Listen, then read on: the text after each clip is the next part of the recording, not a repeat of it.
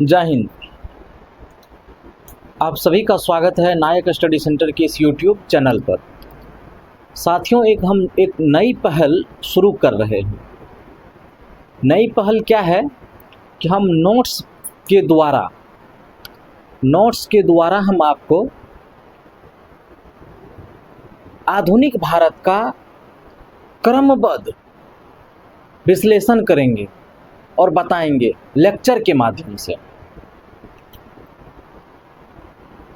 और हमारे पास बिल्कुल जेन्युइन बुक है, आपको हम दिखा भी दें। देखिए, ज्योग्राफी है, लोकतांत्रिक समाजशास्त्र, लोकतांत्रिक राजनीतिक है, और उसके बाद इतिहास है। मतलब हम बिल्कुल एनसीईआरटी को फॉलो करते हुए इस वीडियो में आपको पढ़ाने का काम करेंगे, नोट्स के द्वारा टॉपिक बताने का काम करेंगे। उम्मीद करते हैं कि आपको ये लेक्चर पसंद आएगा। पहली बात हम इसमें कंफर्म कर देते हैं कि इसके अंतर्गत हम लोग पढ़ेंगे क्या क्या। तो 19वीं 20वीं शताब्दी से लेकर के हम लोग आगे बढ़ेंगे, एकदम क्रमवाइज हम लोग पढ़ेंगे। क्रमबद्ध पढ़ते पढ़ते, नोट्स का विश्लेषण करते करते, और फिर इसका हम लोग रिवीजन भी करेंगे। फिर इसका एमसीक्यू भी लगाएंगे। एमसीक्यू हम टेलीग्राम पे लगाने का काम करेंगे, जो कि इसी चैनल के नाम से है, नायक स्टडी सेंटर के नाम से। आप टेलीग्राम सर्च करिएगा तो आ जाएगा। ऐसे हम डिस्क्रिप्शन में लिंक भी दे देंगे टेलीग्राम का। तो आइए शुरू करते हैं। 19वीं 20वीं शताब्दी का भारत और उसके अंतर्गत जो आने वाली चेंजेज थी, समाज को कैसे बदला, जिसमें महत्वपूर्ण योगदान बहुत सारे समर्थकों का था, जिसमें राजा राम मोहन राय, ज्योतिबा फुले, दयाराम सरस्वती, स्वामी विवेकानंद, ये तमाम जो मुख थे, हम इन सबों का नाम अभी आपके सामने लिया है। किस प्रकार से इन लोगों ने अपने अपने योगदान दे करके समाज को बदलने का काम किया था, उन सारी बातों को हम लोग इस वीडियो में पढ़ेंगे। पहली बात हम आपको बता दें कि हो सकता है यह वीडियो क्रमबद्ध आए। जैसे पहले दयाराम सरस्वती का वीडियो आएगा, स्वामी दयानंद सरस्वती का वीडियो आएगा, फिर आएगा राजा राम मोहन राय का, फिर आएगा दास प्रथा का, देवबंद आंदोलन का। मतलब इस प्रकार से वीडियो आएगा एक एक करके, ताकि वीडियो शॉर्ट रहेगा, छोटा वीडियो रहेगा और संपूर्ण जानकारी रहेगा इस वीडियो के अंदर। तो चलिए शुरुआत करते हैं। चैनल पर नए हैं तो सब्सक्राइब जरूर कर दीजिएगा, शेयर कर दीजिएगा अपने दोस्तों के साथ, ताकि हम इसी प्रकार के एक सीरीज लेते आए आपके साथ, 19वीं 20वीं शताब्दी का भारत। चलिए, टॉपिक है आपका 19वीं 20वीं शताब्दी का भारत। भारतीय समाज में सती प्रथा, कई अनेक प्रथाएं हुई जो हमारे समाज को गत की ओर लेकर चला गया था। उसमें सती प्रथा, बाल विवाह प्रथा, उसके बाद दुर्व्यवहार, कुप्रथा, छुआछूत, ये तमाम ऐसी प्रथाएं थी जिनको बदलने का काम अनेकों समाज सुधारकों द्वारा किया गया था, जिसमें हम लोग पहला नाम पढ़ते हैं दयाराम सरस्वती का, राजा राम मोहन राय का। हम लोग पहले क्रम से पढ़ते हुए चलते हैं, देखते हैं। तो आइए शुरुआत करते हैं। भारतीय समाज में सती प्रथा, बाल विवाह प्रथा और शिशुवध प्रथा, दलितों के साथ दुर्व्यवहार होना इत्यादि प्रचलित था। 19वीं 20वीं शताब्दी की हम बात कर रहे हैं। इन कुप्रथाओं को समाप्त करने को लेकर के ही बंगाल के क्षेत्र में 19वीं 20वीं शताब्दी में एक सामाजिक सुधार आंदोलन हुआ, जिसके प्रवर्तक मतलब जिसका नेतृत्व करता राजा राम मोहन राय को माना जाता है। राजा राम मोहन राय, नाम हम अभी आपको बता दे रहे हैं, राजा राम मोहन राय। पहले इसका नाम राम मोहन राय था, राम मोहन राय था। राजा की उपाधि इनको दिया गया, फिर इसका नाम राजा राम मोहन राय इनका जुड़ा। नाम किसने दिया उनका भी चर्चा हम इसके अंतर्गत करेंगे आपके साथ, तो वीडियो में बने रहिए।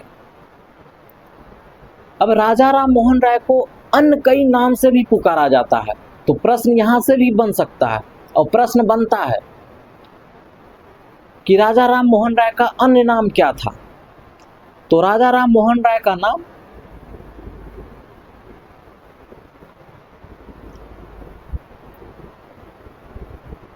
सुधार आंदोलन का पिता कहा जाता है। सुधार आंदोलन का पिता, नव प्रभात का तारा, नव जागरण का अग्रदूत, आधुनिक भारत का पिता, सुधार आंदोलन का प्रवर्तक, इन तमाम नामों से उन्हें पुकारा जाता है। फिर से एक बार बताते हैं, पॉइंट नोट करने वाली है, पॉइंट याद करने वाली है एग्जाम के व्यू से। उन्हें किन्हें, राजा राम मोहन राय को सुधार आंदोलन का पिता कहा जाता है, नव प्रभात का तारा कहा जाता है, नव जागरण का अग्रदूत कहा जाता है, आधुनिक भारत का पिता कहा जाता है और सुधार आंदोलन का प्रवर्तक कहा जाता है। इन उपाधियों से इन्हें नवाजा गया है। राजा राम मोहन राय का ये उपनाम है। इन बातों को ध्यान रखेंगे। अगला टॉपिक आता है कि 19वीं शताब्दी का जो आंदोलन था वो नारी केंद्रित था। तो क्वेश्चन, ये प्रश्न बनता है, बिहार पुलिस का संभवतः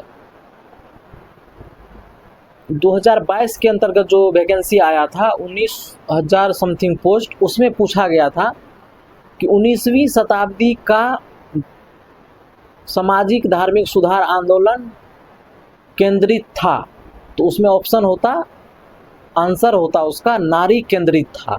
वहीं 20वीं शताब्दी का सामाजिक धार्मिक सुधार आंदोलन निम्न जाति केंद्रित था। तो 19वीं शताब्दी में पहले नारियों के लिए उत्थान हुआ, नारियों का उदय हुआ, नारियों के उदय का इसमें चर्चा किया गया था। लेकिन 20वीं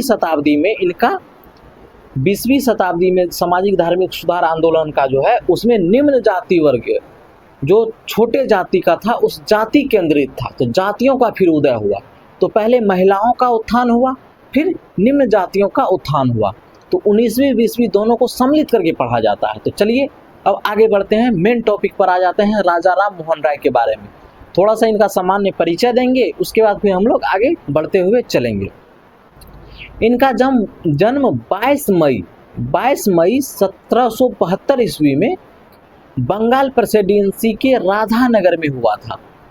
राजा राम मोहन राय का जन्म 22 मई 1772 ईस्वी को बंगाल प्रेसिडेंसी के एक राधानगर नामक जगह पर हुआ था। इनके पिता रामाकांत राय और माता तारिणी देवी थी। बचपन से ही ये कुशाग्र बुद्धि के थे, जिन्होंने 15 साल की उम्र से ही, सोचिए कितना एक्टिव बच्चा होगा, 15 साल की उम्र से ही इन्होंने पेपर में, अखबार में लेख लिखना, लेख लिख करके अपना नाम प्रसारित करने लगा।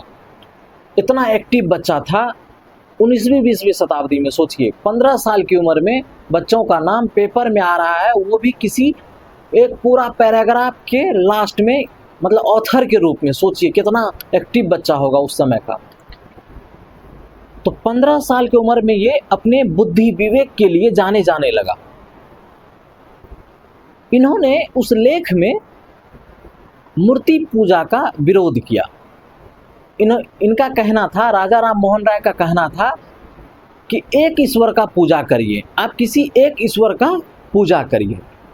तो इन्होंने बहुदेववाद, बहुदेव मतलब बहुत देवी देवताओं का विरोध किया। इन्होंने सिर्फ एक देवी देवताओं पर बल दिया।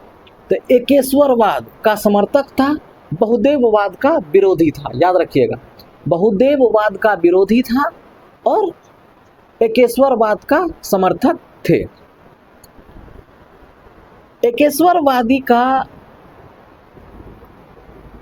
मत को, अपने विचार को प्रचारित प्रसारित करने को लेकर के इन्होंने एक पत्रिका निकाला जिसका नाम था तोहफात उल मुहाबदिनी। तोहफात उल मुहाबदिनी नाम का एक पत्रिका निकाला जिसमें एकेश्वरवाद पर बल दिया, एकेश्वरवाद पर इन्होंने बल दिया।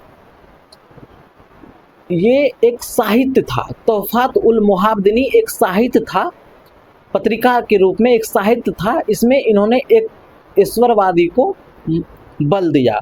फिर इन्होंने आगे बढ़ते हुए क्रम में 1772 में थी उसकी इनका जन्म हुआ था। 1815 ईस्वी में इन्होंने आत्मीय सभा का स्थापना किया। आत्मीय सभा का भी स्थापना इन्होंने इसलिए किया था ताकि एकेश्वरवाद का मत, एकेश्वरवाद का अपने विचार को और लोग एकेश्वरवाद को ही माने, इनको प्रचारित प्रसारित करने को लेकर के इन्होंने एकेश्वरवादी मत को प्रचारित प्रसारित करने को लेकर इन्होंने आत्मीय सभा का स्थापना किया था। तो प्रश्न बनता है कि आत्मीय सभा का स्थापना किसने किया था? तो राजा राम मोहन राय ने किया था। किस ईस्वी में किया था? तो 1815 ईस्वी में किया था। ईस्वी और नाम हम आपको बार बार रिकॉल करते हुए टॉपिक के अंतर्गत ही जाएंगे, तो आप इस बात का ध्यान रखिएगा। राजा राम मोहन राय लोगों को शिक्षित करने का उद्देश्य लेकर के इन्होंने 1817 ईस्वी में डेविड हेयर की मदद से, डेविड हेयर के सहयोग से इन्होंने कोलकाता में प्रथम हिंदू कॉलेज का स्थापना किया था। तो पूछा जाएगा कि प्रथम हिंदू कॉलेज का स्थापना किसने किया था? तो वही राजा राम मोहन राय ने किया था। किसके सहयोग से? तो डेविड हेयर के सहयोग से। कितने ईस्वी में? तो 1817 ईस्वी में। 3 प्रश्न, किसके सहयोग से? डेविड हेयर के सहयोग से। कितने ईस्वी में? तो 1817 ईस्वी में। किनकी स्थापना किया था? तो प्रथम हिंदू कॉलेज का स्थापना किया था। कहाँ पर? तो इनकी भी चर्चा हम लोग करते हैं। बाद में ये जाकर के राजा राम मोहन राय ने वर्ष 1825 ईस्वी में, जब फिर इसी क्रम को आगे बढ़ते गया, 1825 ईस्वी आया। 1825 ईस्वी में इन्होंने कोलकाता में इन्होंने वेदांत कॉलेज का स्थापना किया था। वेदांत कॉलेज मतलब पहले इन्होंने प्रथम हिंदू कॉलेज का स्थापना किया, फिर इसके बाद 1825 ईस्वी में इन्होंने कोलकाता में वेदांत कॉलेज की स्थापना किया। सती प्रथा की आलोचना को लेकर के राजा राम मोहन राय ने बांग्ला भाषा में संवाद कौमुदनी नाम का एक नामक साहित्य की भी रचना किया था। सती प्रथा का विरोध करने को लेकर के, और अपने ये कॉलेज में पढ़ाया जाता था, इस अपने कॉलेज में कि सती प्रथा का विरोध करना है। सती प्रथा का विरोध इन्होंने क्यों किया, इनकी भी चर्चा हम इस वीडियो में करेंगे आपके साथ। तो वीडियो पर बने हुए हैं तो लाइक ज़रूर कर दीजिएगा, शेयर कर दीजिएगा अपने दोस्तों के साथ, और सब्सक्राइब ज़रूर कर दीजिएगा। इसी तरह के हम वीडियो आपके साथ एक एक करके लाते रहेंगे।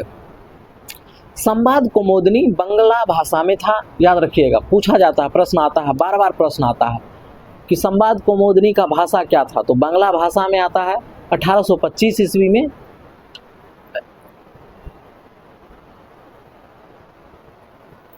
और फिर 1828 ईस्वी में इन्होंने ब्रह्म समाज नामक संगठन का भी स्थापना किया। तो ध्यान रखिएगा, क्या ध्यान रखना है कि अभी तक इन्होंने 1828 ईस्वी तक में इन्होंने 2 संगठन का स्थापना कर चुके हैं। पहला आत्मीय सभा संगठन था, उसके बाद अब ब्रह्म समाज, ब्रह्म सभा, ब्रह्म समाज नहीं, ब्रह्म सभा, यही बाद में जाकर के ब्रह्म समाज के रूप में आता है। तो याद रखेंगे, संवाद कौमुदनी बांग्ला भाषा में सती प्रथा के विरोध में इन्होंने लिखा था और लाया था। वर्ष 1828 ईस्वी में इन्होंने ब्रह्म सभा नामक संगठन की स्थापना किया था। यही संगठन बाद में ब्रह्म समाज के रूप में लोकप्रिय हुआ। राजा राम मोहन राय के बड़े भाई, राजा राम मोहन राय के बड़े भाई थे जगमोहन राय। तो प्रश्न अगर पूछेगा, हालांकि ये प्रश्न अभी तक कहीं टकराया नहीं है, लेकिन पूछा जा सकता है कि राजा राम मोहन राय के बड़े भाई का क्या नाम था। तो बड़े भाई का नाम जगमोहन राय था। उसकी पत्नी अलका मंजरी थी। उसकी पत्नी अलका मंजरी, पूछा जाता है कि अलका मंजरी के सती होने के कारण, मतलब जब इनके भाई राजा राम मोहन राय के भाई जगमोहन राय जब मरे थे, तो इनकी पत्नी को भी, इन समाज वालों ने इनके पत्नी को भी उसी चिता पर जला दिया था जिंदा, जिसको सती प्रथा कहा जाता था। उन्हीं का विरोध करने को लेकर के इन्होंने समाज में सती प्रथा विरोध लाया था और इनसे पूरा बेथूत हो चुके थे, व्याकुल हो चुके थे। सती प्रथा को समाप्त करने को लेकर इन्होंने वही आंदोलन चलाया था। इसके आंदोलन के कारण ही लॉर्ड विलियम बेंटिंक, उस समय भारत में वायसराय थे, गवर्नर थे लॉर्ड विलियम बेंटिंक, 1829 ईस्वी में इन्होंने कानून बनाया और धारा 17 के तहत इन्होंने पूरे बंगाल प्रेसिडेंसी में सती प्रथा का अंत कर दिया। तो धारा 17 के तहत लॉर्ड विलियम बेंटिंक ने 1829 ईस्वी में सती प्रथा का जड़ से उखाड़ फेंकने का काम किया था। बंगाल के क्षेत्र में, बंगाल प्रेसिडेंसी के क्षेत्र में 1829 ईस्वी में इन्होंने एक कानून बनाकर धारा 17 के तहत सती प्रथा का अंत कर दिया। फिर जिस तरह से आगे बढ़ा, समय आता है 1830। उस समय सबसे बड़े प्रांत हुआ करते थे बंगाल, मुंबई जिसको बम्बई कहा जाता था, और मद्रास, ये सब प्रेसिडेंसी बहुत बड़े व्यापक रूप धारण किए हुआ था। जैसे अभी बिहार में, यूपी में इन कुछ विधानसभा अकेले पावर रखता है केंद्र में सरकार बनाने को लेकर के, उसी प्रकार उस समय ये 3 प्रांत अकेले ऐसा था कि भारत का रूप रेखा बदल सकता था। तो 1830 ईस्वी में बम्बई और मद्रास में भी सती प्रथा का अंत हो गया। तो प्रश्न पूछा जाता है कि बंगाल प्रेसिडेंसी से सती प्रथा का अंत हुआ था किस ईस्वी में? तो याद रखिएगा 1829 में। वही 30 में बम्बई और मद्रास 30 में, लेकिन बंगाल प्रेसिडेंसी 29 में ही सती प्रथा को पूर्णतः खत्म कर चुका था।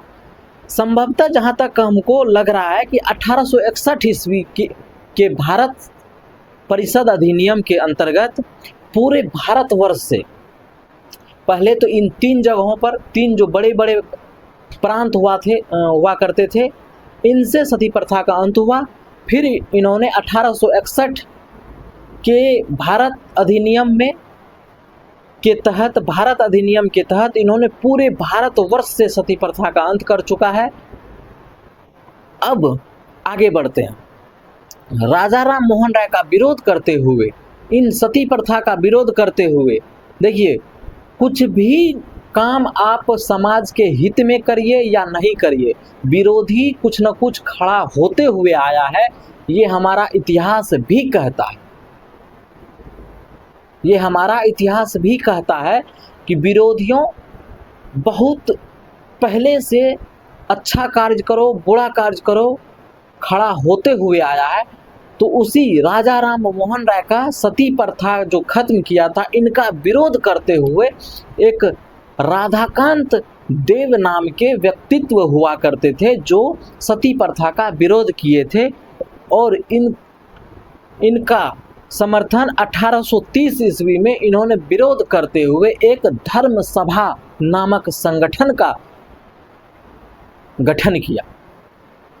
तो 1830 में बंगाल और मुंबई की प्रेसिडेंसी में खत्म हुआ था सती प्रथा। 1830 ईस्वी में ही इन्होंने सती प्रथा के समर्थन में सती प्रथा के समर्थन में इन्होंने धर्म सभा संगठन का स्थापना किया था। राजा राम मोहन राय जो थे उस समय भारत में, राजा राम मोहन राय का देखिए जन्म कब हुआ था, 22 मई 1772 ईस्वी में, और जब ये 1830 की हम बात कर रहे हैं, मतलब 1806 ईस्वी से ही भारत में अकबर द्वितीय का शासन चल रहा था। अकबर द्वितीय का शासन चल रहा था, तो अकबर द्वितीय के समकालीन राजा राम मोहन राय भारत में थे। तो जब राजा राम मोहन राय का ये सब संगठन हो बैठ रहा था, तो उस समय भारत में अकबर द्वितीय का शासन था। अकबर द्वितीय ने ही राजा राम मोहन राय को राजा की उपाधि दिया। अकबर द्वितीय ने ही राजा राम मोहन राय को राजा का उपाधि दिया। अब क्यों दिया, इनकी भी चर्चा हम आपके साथ करते हैं। राजा राम मोहन राय के देखिए बंगाल के क्षेत्र में उस समय जो बंगाल के गवर्नर हुआ करते थे, वो सभी राजाओं महाराजाओं का पेंशन रोक दिया था।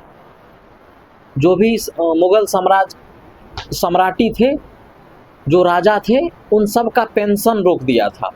तो इन पेंशन को पहले बोला गया था कि पेंशन देंगे, फिर इन्होंने पेंशन रुकवा दिया। जैसे जैसे गवर्नर बदलते गए उस प्रकार से इन लोगों का रवैया भी बदलते गया, तो इन्होंने बदल दिया। अब पेंशन की पैरवी को लेकर के ही राजा राम मोहन राय को अकबर द्वितीय ने भेजा था ब्रिटेन कि आप जाइए और हमारे लिए हमारे पेंशन को लेकर के आप बातचीत कीजिए। तो राजा राम मोहन राय को ब्रिटेन भेजा गया। और ब्रिटेन के ब्रिस्टल शहर में याद रखिएगा, हम बार बार आपको बता रहे हैं कि राजा राम मोहन राय को राजा की उपाधि किसने दिया, तो अकबर द्वितीय ने दिया। और राजा राम मोहन राय का जो पेंशन बहाल करने को लेकर, अकबर द्वितीय के पेंशन बहाल करने को लेकर ये ब्रिटेन गए थे, और ब्रिटेन के ब्रिस्टल शहर में ही इनकी मृत्यु हो गई और उन्हें वहीं पर उनकी समाधि बना दी गई। अब इनकी मृत्यु कब होती है ये चर्चा कर लेते हैं। तो 1833 ईस्वी में ब्रिस्टल शहर में इनकी मृत्यु हो जाती है, और इनका समाधि वहीं ब्रिस्टल शहर में, लंदन में ही, इंग्लैंड में ही इनकी समाधि बना दिया जाता है। तो अब प्रश्न आता है कि ऐसे समाज सुधारक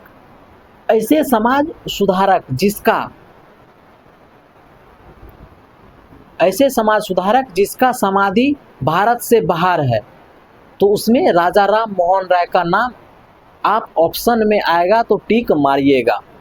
तो हम आपको ये चीज़ कन्फर्म कर दिए। अब अगला पॉइंट है कि राजा राम मोहन राय एक ऐसे भारतीय समाज सुधारक हुए जिनकी मृत्यु भारत से बाहर हुई थी। ये प्रश्न बन गया। अब इससे आगे, राजा राम मोहन राय की मृत्यु के बाद ब्रह्म समाज जो इन्होंने बनाया था, ब्रह्म समाज में तो प्रवर्तक तो इनके मर चुके हैं, मृत्यु हो चुका है। तो अब इसके समाज सुधारक ब्रह्म समाज जो था, इसका नेतृत्व अब कौन करता है, तो इनका नेतृत्व करता है रामचंद्र विद्या बागीश ब्रह्म समाज का नेतृत्व करता है राजा राम मोहन राय के मरने के बाद। याद रखिएगा, फिर जब देवेंद्रनाथ टैगोर ने, रामचंद्र विद्या बागीश और देवेंद्रनाथ टैगोर ने दोनों ने मिलकर ब्रह्म समाज का नेतृत्व संभाला था। अब देखिए, दो आदमी एक संगठन को संभाल रहा है। अब दोनों आदमी में कितना दिन बनेगा, दो बिजनेस पार्टनर, वही कहानी हो गया, दो बिजनेस पार्टनर, अब कितना दिन चलेगा। तो इन दोनों को लेकर के संगठन में विभाजन हुआ, फूट हुआ, मतभेद को लेकर के। दोनों ने मिलकर देवेंद्रनाथ टैगोर ने वर्ष 1839 ईस्वी में तत्वबोधिनी नामक सभा का गठन किया। राजा राम मोहन राय के मृत्यु के बाद ब्रह्म समाज का नेतृत्व रामचंद्र विद्या बागीश ने संभाला रामचंद्र विद्याबागीस और देवेंद्र नाथ टैगोर दोनों ने मिलकर संभाला ब्रह्म समाज का नेतृत्व को। लेकिन ब्रह्म समाज को संभालने के अंतर्गत ही देवेंद्र नाथ टैगोर ने तत्वबोधिनी नामक संगठन का भी स्थापना किया। इस संगठन को लोकप्रिय बनाते हेतु तत्वबोधिनी संगठन को लोकप्रिय बनाने के लिए देवेंद्र नाथ टैगोर ने तत्वबोधिनी पत्रिका निकाला। तत्वबोधिनी संगठन को लोकप्रिय बनाने के लिए उसी संगठन के नाम से इन्होंने एक पत्रिका निकाला और उस पत्रिका कालांतर में जाकर के वही संगठन में केशव चंद्र सेन ब्रह्म समाज में शामिल हुआ। ब्रह्म समाज में शामिल हुआ। आचार्य की उपाधि केशव चंद्र सेन को आचार्य की उपाधि देवेंद्र नाथ टैगोर ने दिया। ये प्रश्न पूछा गया है, आप इसको नोट कर लीजिए। देवेंद्र नाथ टैगोर ने आचार्य की उपाधि केशव चंद्र सेन को आचार्य की उपाधि दिया था। देखिए, केशव चंद्र सेन का मानना था कि ब्रह्म समाज की विचारधारा को भारत से बाहर भी फैलाया जाए। जो सती प्रथा का विचार था, जो ब्रह्म समाज के अंतर्गत जो अच्छे अच्छे विचार थे, इनको केशव चंद्र सेन का मानना था कि ये भारत से बाहर भी प्रसारित किया जाए। लेकिन देवेंद्र नाथ टैगोर का कहना था कि ये नहीं, ये भारत का है और भारत के अंतर्गत ही रहना चाहिए। तो इन दो बातों को लेकर के, एक का कहना था कि भारत से बाहर भी इनका मत जाना चाहिए, विचार जाना चाहिए, और एक का मत है कि भारत के बाहर नहीं जाना चाहिए। इन दोनों बातों को लेकर के इन दोनों में फूट हुआ, विभाजन हुआ। अब ब्रह्म समाज देखिए, अब ब्रह्म समाज दो भागों में बटेगा, क्योंकि इनके दो नेतृत्वकर्ता थे। अब दो भागों में ये बटेगा। केशव चंद्र सेन और देवेंद्र नाथ टैगोर में मतभेद हो गया और पहली बार ब्रह्म समाज में विभाजन हुआ था 1866 ईस्वी में। डेट भी याद रखिएगा, पहली बार ब्रह्म समाज में विभाजन हुआ था 1866 ईस्वी में। दो ब्रह्म समाज बने, एक भारतीय ब्रह्म समाज बने और दूसरा आदि ब्रह्म समाज। तो पहला भारतीय ब्रह्म समाज बने और दूसरा आदि ब्रह्म समाज। तो पहली बार ब्रह्म समाज में 1866 ईस्वी में विभाजन हुआ, जिससे एक बना भारतीय ब्रह्म समाज और दूसरा आदि ब्रह्म समाज। भारतीय ब्रह्म समाज का नेतृत्व केशव चंद्र सेन ने संभाला। केशव चंद्र सेन का ही कहना था कि ये भारत से बाहर भी इसका मत प्रसारित हो। देवेंद्र नाथ टैगोर का कहना था कि नहीं, ये भारत के अंतर्गत ही रहना चाहिए। तो केशव चंद्र सेन ने जिस ब्रह्म समाज का नेतृत्व संभाला वो थे भारतीय ब्रह्म समाज, और आदि ब्रह्म समाज का नेतृत्व केशव चंद्र सेन ने संभाला। वर्ष 1878 ईस्वी आ चुका है। अब आगे बढ़ते हैं। वर्ष 1878 ईस्वी में नेटिव मैरिज एक्ट, कम बच्चों का कम उम्र में जो शादी कर लिया जाता था, उसके लिए एक संगठन बनाया, एक कानून बनाया। उसको बोलते हैं नेटिव मैरिज एक्ट। 1878 ईस्वी में ब्रह्म समाज में दूसरी बार 1878 ईस्वी में मैरिज नेटिव एक्ट को लेकर के ब्रह्म समाज में दूसरी बार फिर फूट पड़ा और विभाजन हुआ। एक नया ब्रह्म समाज अस्तित्व में आया, जिसके संस्थापक या प्रवर्तक कह सकते हैं आनंद मोहन बोस को नया ब्रह्म समाज का अब प्रवर्तक या संस्थापक या नेतृत्वकर्ता मान सकते हैं। तो 1878 ईस्वी में नेटिव मैरिज एक्ट को लेकर के ही ब्रह्म समाज में दूसरी बार फूट पड़ा था। तो ये प्रश्न बन सकता है या पूछा जा सकता है कि ब्रह्म समाज में दूसरी बार फूट कब पड़ा था? तो 1878 ईस्वी में। कारण क्या था? तो नेटिव मैरिज एक्ट को लेकर के कि बच्चों का या लड़कियों का कम उम्र में शादी ना हो, इनको लेकर के ब्रह्म समाज में दूसरी बार फूट पड़ा था। तो यहाँ पर ब्रह्म समाज और राजा राम मोहन राय की कहानी यहाँ पे पूरा खत्म होता है। अब इसके बाद हम लोग पढ़ेंगे बाल विवाह, नेटिव मैरिज एक्ट, उसी को ब्रह्म विवाह अधिनियम भी कहते हैं या सिविल मैरिज एक्ट भी कहते हैं। तो वीडियो कैसा लगा आप कमेंट में ज़रूर बताइएगा, शेयर कर दीजिएगा अपने दोस्तों के साथ, और इसी प्रकार के सीरीज़ हम आपके साथ लाते रहेंगे। तो चैनल पर नए हैं तो सब्सक्राइब जरूर कर दीजिएगा, शेयर कर दीजिएगा अपने दोस्तों के साथ, वीडियो को लाइक ज़रूर करिएगा और प्यारा सा कमेंट ज़रूर करिएगा किस टॉपिक पर हमको वीडियो बनाना है, आपके अंतर्गत लाना है। और उम्मीद करते हैं कि इससे ये बिल्कुल हमने आपको जेन्युइन बताने का काम किया है, एनसीईआरटी बेस्ड। जितना भी एग्ज़ाम में टॉपिक में प्रश्न बन रहा है, इन सभी को हम एक नोट्स पे तैयार किए, उसके बाद हम आपके साथ डील किए, डिस्कस किए। तो उम्मीद करते हैं कि आपको पसंद आएगा। अगला जो हमारा टॉपिक होगा वो बाल विवाह का होगा, मैरिज मैरिज एक्ट होगा, या ब्रह्म विवाह अधिनियम होगा, या सिविल मैरिज एक्ट होगा। मतलब तीनों नाम एक ही को कहा जाता है। तो चलिए, वीडियो कैसा लगा कमेंट में ज़रूर बताइएगा।